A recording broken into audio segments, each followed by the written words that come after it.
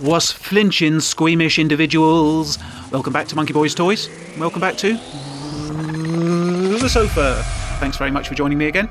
Now, there'll be no messing about with Skeletor this week, I'm afraid. We've got a bit too much to get through. Today's video might be a bit of a longer one, so I hope you'll stick with me anyway. Today we're going to be looking at the first series of Tortured Souls figures from McFarlane Toys, produced in 2001. Now, these figures come straight from the mind of Clive Barker, who brought us Hellraiser, amongst other things. And the series featured 6 characters. Each was packaged with a chapter of a 6-part novella by Clive Barker himself. Here I have some of them here. Now, the story was set in the fictional world of Primordium. Now, I only have 5 of the 6 figures, unfortunately. I've got 1, 2, 4, 5 and 6. I don't have the third character, I'm afraid, but when I get to that, I'll show some pictures and tell you a little bit about that character. So, right, let's dive into the figures. The first one we're going to be having a look at is Agonises. So I'll bring him up. Here we go. This is Agonises. Now, these characters are or figures are highly detailed. They've got lots of chains on them, they've got lots of moving parts, and here we have Agonises. Now, Agonises was a mysterious manipulator of flesh. He was an ancient entity who turned mortals into monsters. If I bring him a little closer here, we can see how gruesome these figures really are. The level of detail on these, particularly for 2001, was absolutely astonishing. There are so many belts and buckles and chains and blades and all sorts of devices all over these characters. They are fairly highly articulated. The arms kind of pivot and move up and down. The wrists move. I'm not quite sure about the legs. They're not quite as articulated. I don't think they have knees or anything like that work. But other than that, they're quite articulated, particularly for the time. All these pieces move up at the top here. I don't know if you can sort of see them, but so here we've got Agonises. He's got a face. I assume that's his own face, stretched out over these sort of hooks that rise above his head here. He's got several other blades that again are articulated. Again at the side here, various bits and pieces. They all have these sort of pistons that sort of move. I don't know if you can see that particularly well, but they're great. He's got lots of scissors stuck in his head. He's got a lovely smile. Say cheese. Cheese. But yeah, here we go. Lots of chains hanging off him. Now, I believe these are metal chains. Let me just give it the tooth test. Okay, they might be plastic chains. Some of them seem to be metal on some of the other figures, but we'll see. Anyway, so here's Agonises from the back. As we can see, look, his arm has been flayed, so we can see all the bits and pieces inside his arms and all the muscles and stuff. He's got lots of contraptions added to his body. But yes, so Agonises would use his various tools and bits and pieces to create monsters from mortals. So yeah, there's Agonises, and he's the first figure in the series. Just another quick look at his various tools and stuff that he's got hanging off of him.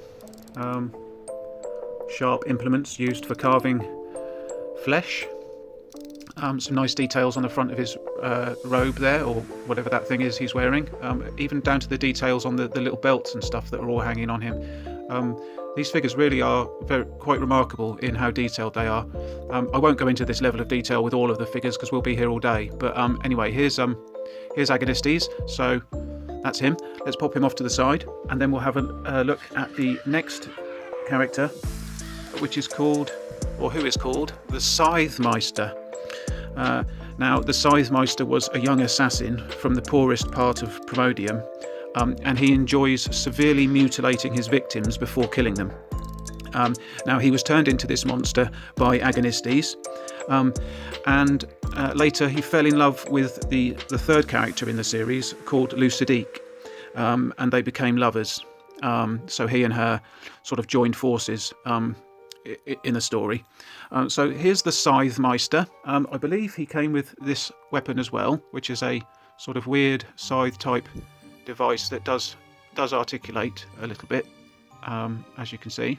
Very well made, these sorts of things. I mean, they're quite flimsy, but you know, the the construction of them is quite elaborate. So it's quite nice to see.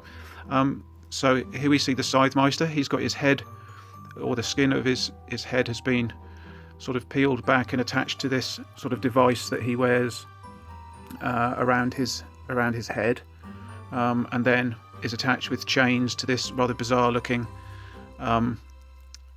sort of contraption here with various sort of scissors and, well, clamps or whatever they are, medical clamps. He's also got this device here which does articulate, and I guess this was used to trap people and do hideous things to their head, perhaps. So there's that. We can see that the flesh on his torso has been peeled back and is hanging down here, and it's quite flappy and gruesome, as you can see. He's holding lots of chains. He's got various hooks and implements, sort of depending from these chains. If you look in here, you can see his bum. There you go. So he's got his bum out. But again, the coat or whatever it is that he's wearing is very textured, as you can see. Lots of belts and buckles and things hanging from it, all the way down to his boots, which are sort of covered in cord and stuff like that. But again, a really nice, well, I say a nice figure, it's a horrendous figure, isn't it? But a very well executed figure. The detail again is amazing. He's got this contraption over his face that is some sort of, I don't know, it's almost like some sort of bondage straps on his face. But all these characters are very much like the Cenobites from Hellraiser. Obviously, if you're familiar with Clive Barker, you'll be familiar with this kind of character. So there we go. There's the Scythe Meister. A little look at him. We'll pop him down to the side. Now I'll pop some pictures just up here of the third character, which is Luc Zidane. Now I don't have that figure, unfortunately. When I started buying these figures, I just bought all the ones that I liked the look of, and I didn't really give a thought to future collecting. And by the time I decided to get round to buying Luc Zidane, I couldn't find her anywhere, and she's very expensive now on the secondary market, particularly complete with the book. So unfortunately, I don't have her, but I can tell you a little bit about the character. She was a senator's daughter, and she was actually murdered in the story, and Agonises, who we saw at the start, has brought her back as a monster, and she later fell in love with the Scythe Meister and became lovers. And then they kind of terrorised Primordium. So yeah, there's Luc Zidane. I'm sorry I don't have her to show you. Maybe I'll be able to pick her up at some point in the future. The next character that I want to show you is probably my favourite one from the series. I won't be able to get him all on camera, unfortunately, but the next one is Dr. Talazac. Now here he is. Now, if I hold him just away, you can see he's hanging from his mouth by hooks that are attached to this sort of gibbet-style frame. It's quite an elaborate frame. It's got spikes at the bottom, and as you can see, he's hanging by his face. Quite a gruesome figure, I'm sure you'll agree. Now, Dr. Talazac was a scientist who experimented on himself and others. And he actually made an artificial womb for himself, which we can see here. And he did this in order to give birth to a creature called Mongroid, who we'll be seeing in a moment. So yeah, all in all, quite a depraved character, really. Here we can see he's hooked up to some sort of blood device, presumably keeping him alive. I don't know. Again, he's got flayed arms. We can see that his arms have been peeled back, and we've got all this sort of these flaps of skin coming down from him. He's actually been impaled by this hook that comes down from the back here. It actually goes through him, and we can see it protruding from the front of his body there. So he's actually been impaled through what appears to be the spine by this hook. I'm not quite sure how he's still alive. Here we can see that he's got a flap of his head has been peeled back to reveal his skull underneath. Quite why he would want to do this to himself is beyond me, but there we go. He seems to be enjoying himself. And there he is, hanging by his mush. So yeah, there we go. But this was one of my favourite figures in the line. You get quite a lot of bang for your buck with this figure. You get the whole frame, obviously, that he's hanging from, and you get all the bits and pieces. And I thought he looked quite cool. So yeah, there's Dr. Talazac. Now, if you look inside his rather horrendous womb, you can just about see a creature inside there. Now, that is a creature that would become Mongroid, and I shall show you that now. So let's remove Dr. Talazac and bring in the creature that he birthed. Just give me 1 second so I can put him down safely. They're quite fragile, these figures. Okay, and finally here we have Mongroid. Now this is the creature that was born of Talazac. It's sort of like a crab-like thing, and it was forced to walk on all fours, or on 4 hands. You see, he doesn't have feet. He has hands for feet. So he has 4 hands, and this is how he moves about. Now, when Mongroid was born, I think it was something like a 17-week incubation period, or whatever they call it. He took 17 weeks to grow.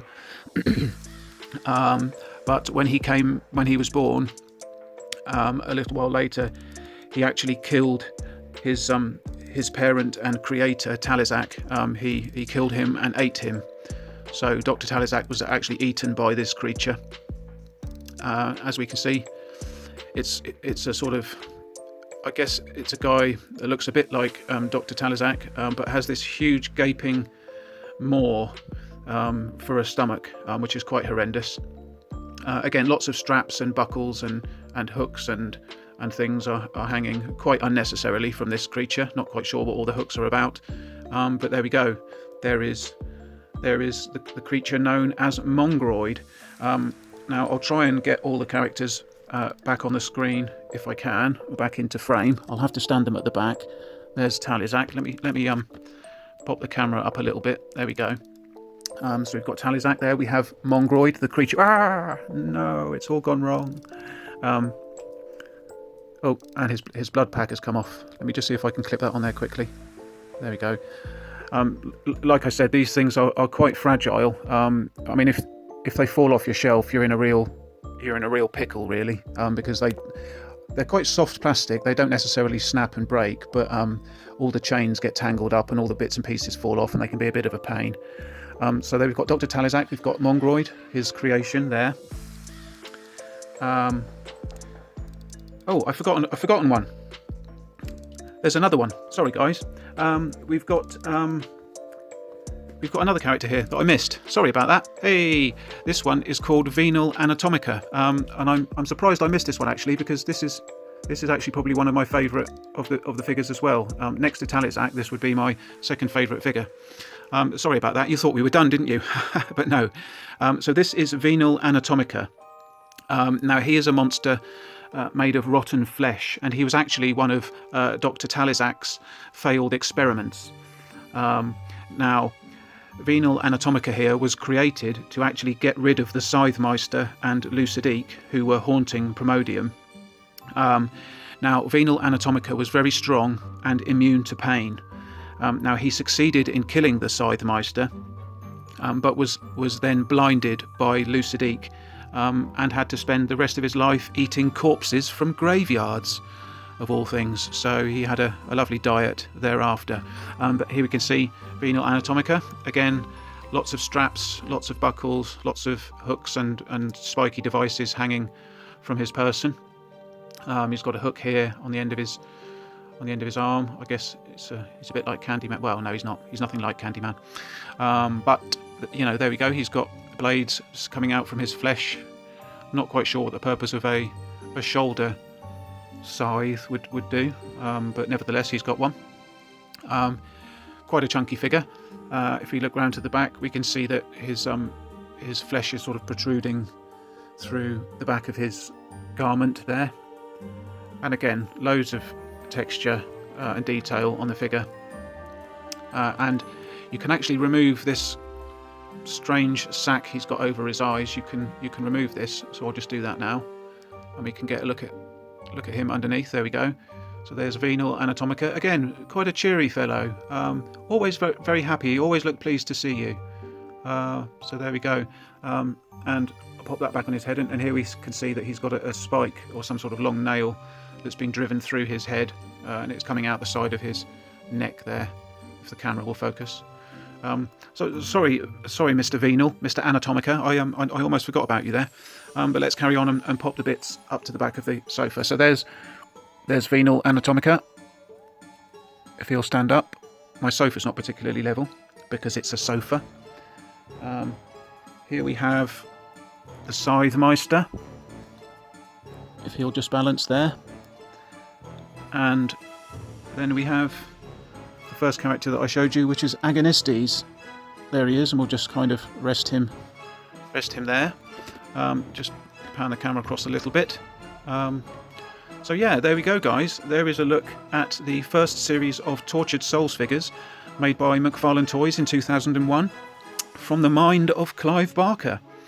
I hope you enjoyed that little look at those things. As Halloween is coming up, I thought that I would just do a bit of a horrific video.